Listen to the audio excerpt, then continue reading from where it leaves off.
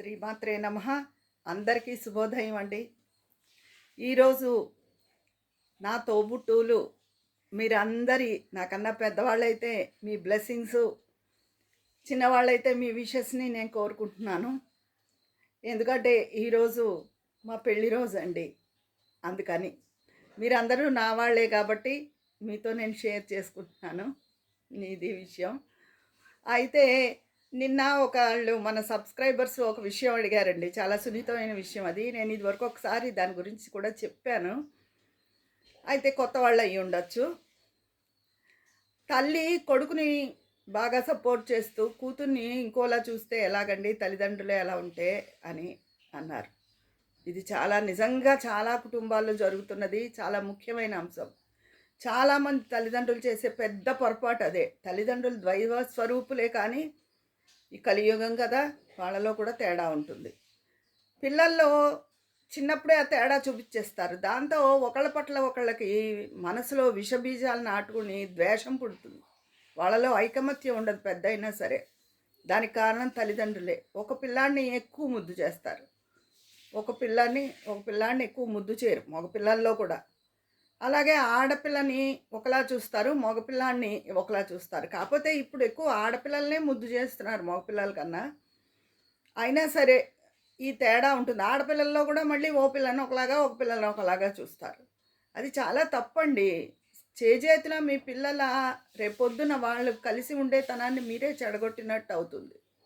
అందుకని ఎవ్వరూ అలాగా ఉండద్దు. అది అవతల ఆ చిన్న మనసుల్లోనూ వాళ్ళకి ఎంత బాధగా ఉంటుందో, అది పెద్ద అయ్యాక కూడా ఇంకా కష్టంగా అనిపిస్తుంది వాళ్ళకి.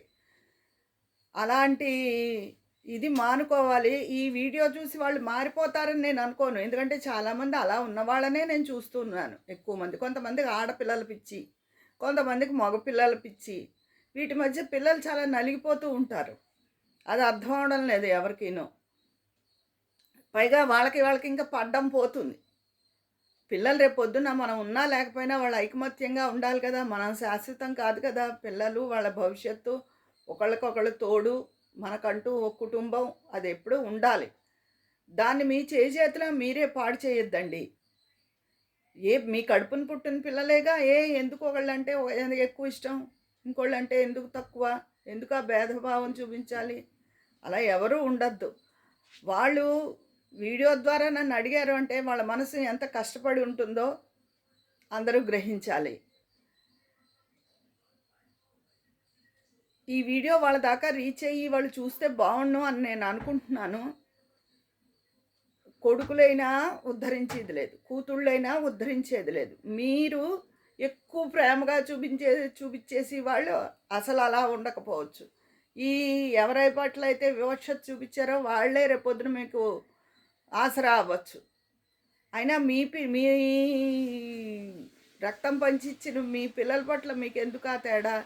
అలా ఎవరు ఉండకండి. వాళ్ళ మనసులు చాలా కష్టపడతాయి. అందరూ ఒకటే. నేను చాలా కుటుంబాలు, ఈ అమ్మాయి అడిగింది కానీ నేను ఇదివరకే చేశాను ఈ వీడియో. ఎందుకంటే నేను చాలా కుటుంబాల్లో చూశాను అది.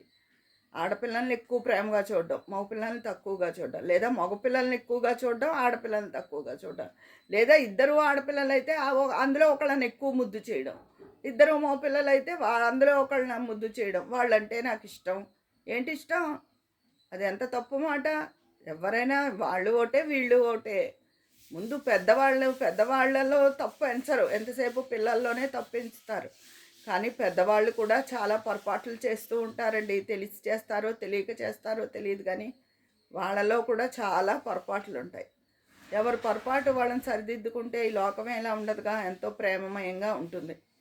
కానీ ఆ అమ్మాయి బాధ తీరాలని, ఆ అమ్మాయి పట్ల కూడా వాళ్ళు చాలా ప్రేమగా ఉండాలని, లేదా అందరి పట్ల సమభావంగా ఉండాలి. అంతేగాని ఒకళ్ళని ఎక్కువ నెత్తికెక్కించుకుని ఇంకోళ్ళని మామూలుగా చూడడం అన్నది తప్పు. రేపొద్దున అది పిల్లల్లో ఐకమత్యం దెబ్బతీస్తుంది. తల్లిదండ్రులు శాశ్వతం కాదు. పిల్లలు రేపొద్దున ఒకరికొకళ్ళ తోడు, అదే శాశ్వతం. దయచేసి ఈ విషయాన్ని అందరూ అర్థం చేసుకోండి. మీ అభిప్రాయాన్ని కామెంట్ బాక్స్లో తెలియజేయండి. అలాగే మీ అందరూ మా పెళ్లి రోజున మీ అందరి ఆశీర్వాదాలు, విషెస్ని నేను కోరుకుంటున్నాను. ఉంటాను మరి. కామెంట్ బాక్స్లో మాట్లాడుకుందామా? మీ స్నేహితురాలు విజయ పన్నాల.